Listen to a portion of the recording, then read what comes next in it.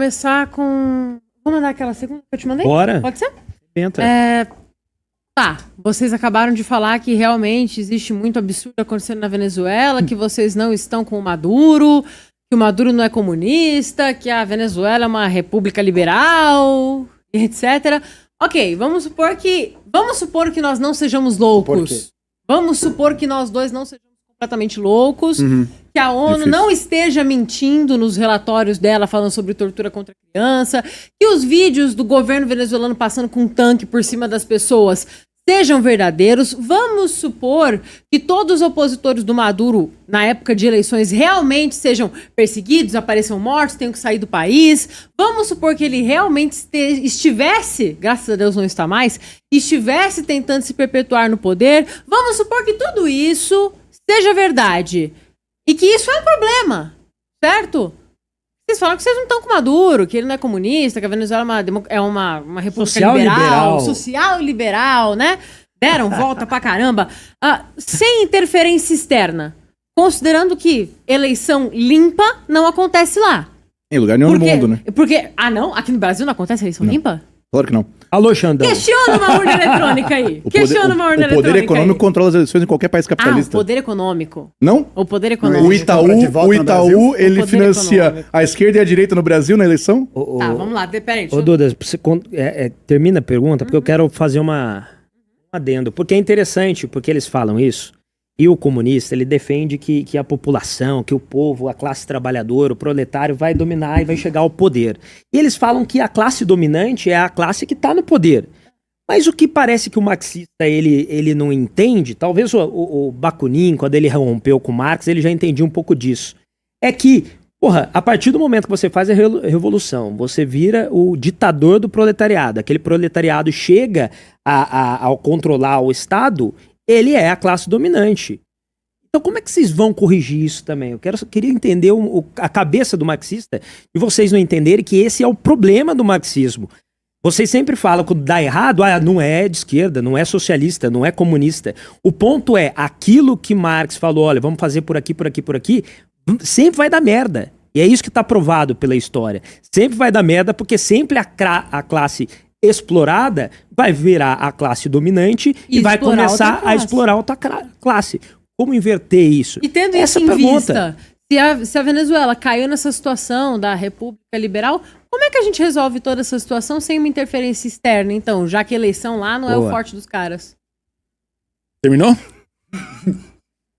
Tá bom. Espero que sim. Então tá bom. Posso? Gente, 5 minutos. Vai lá. O que, Gustavo? Não, bem rápido. Vamos lá, gente.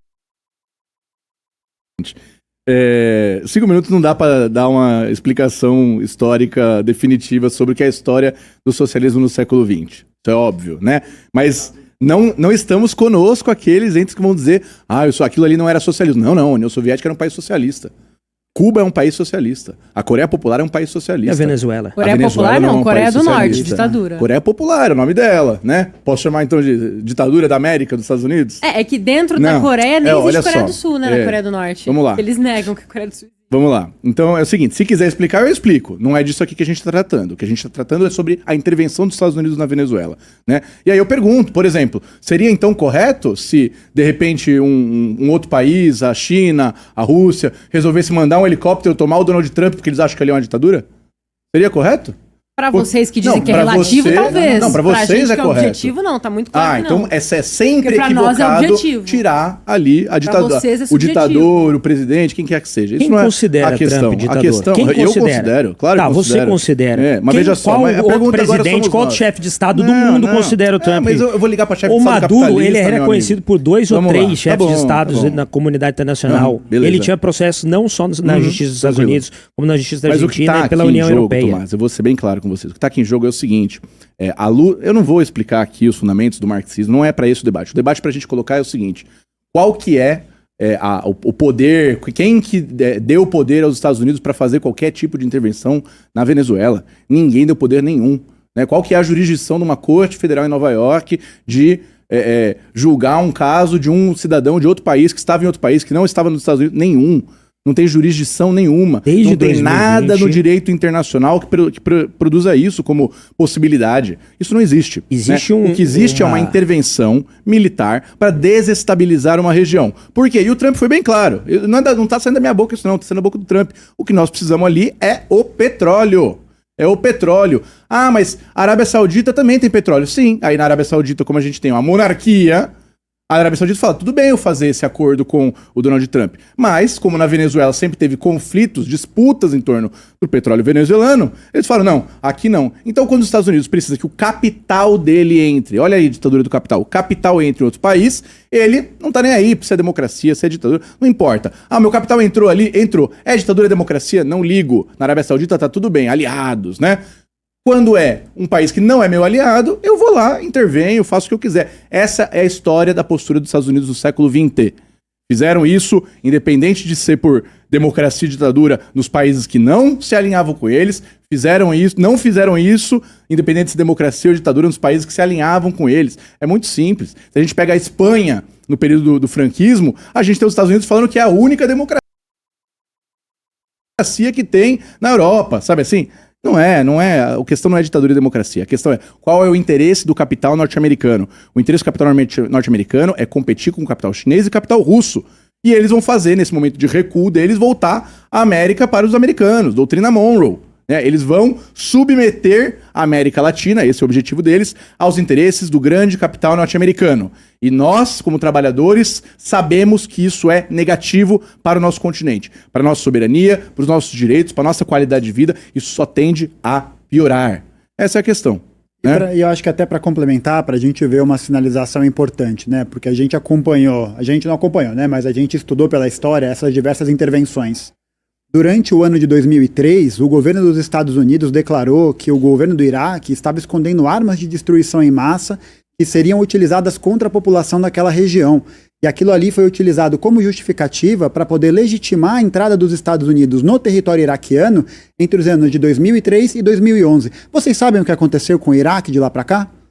O que aconteceu depois que o Iraque sofreu a intervenção? Vocês sabem? Foi encontrada alguma arma de destruição em massa no Iraque? Não, nenhuma arma de destruição em massa. Mas sabe o que foi encontrado no Iraque? Muito petróleo. Petróleo que passou para o controle das empresas de capital norte-americano, com suas sociedades ligadas também a investidores europeus, a investidores de outras burguesias internacionais. Então, mais uma vez, essa conversa de humanidade, de humanitarismo, essa história de defesa dos direitos humanos, ela se esbarra no primeiro estudo minúsculo da história, porque a gente observa que a atuação dos Estados Unidos sempre foi a partir dessa perspectiva de ser grande farol guia da liberdade, da democracia, dos valores ocidentais para outros lugares. Só que quais são esses valores?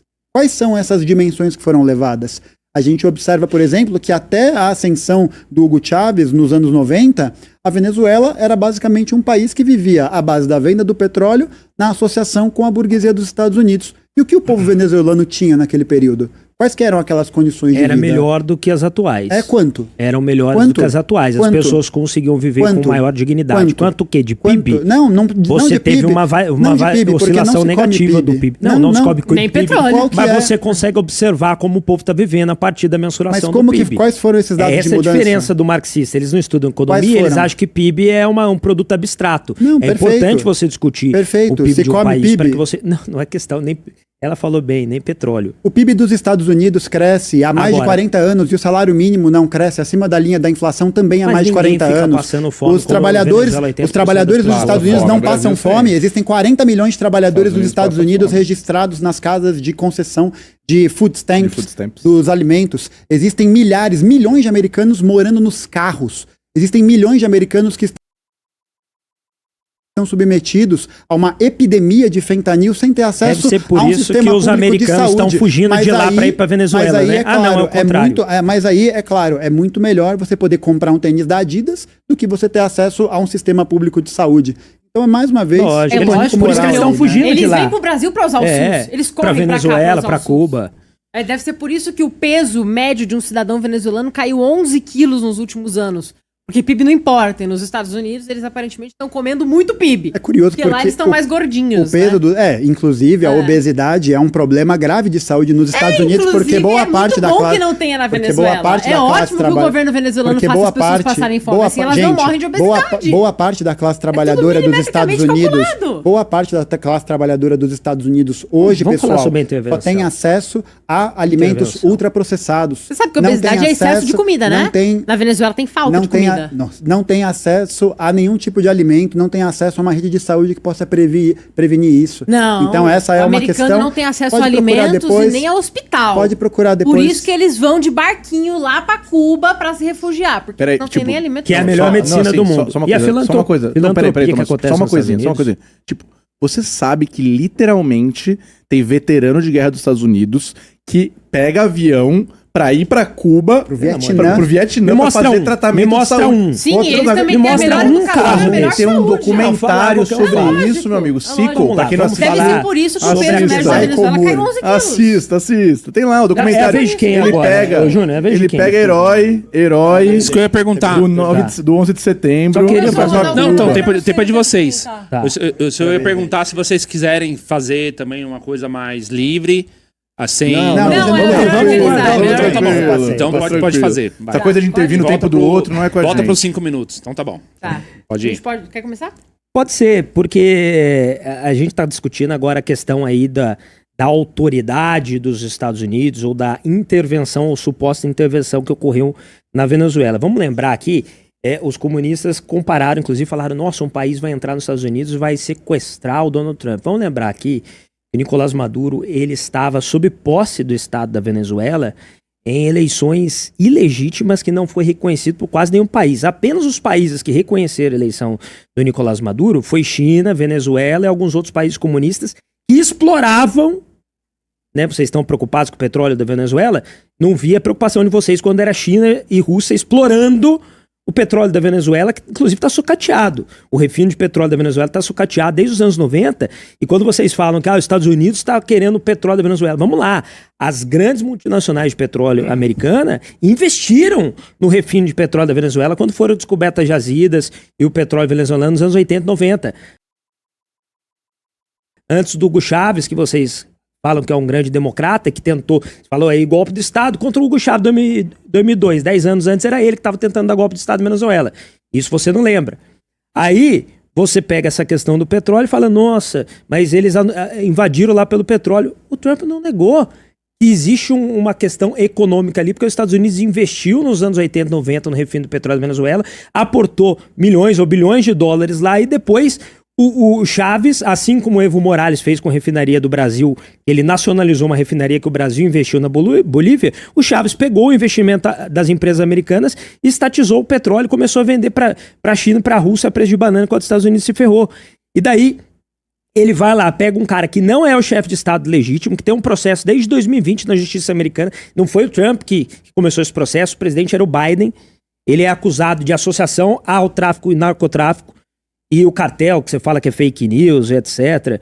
Os generais militares de alta patente da Venezuela, isso está altamente documentado. Eu mostro para você. Que nem tava o Saddam altamente Hussein, documentado.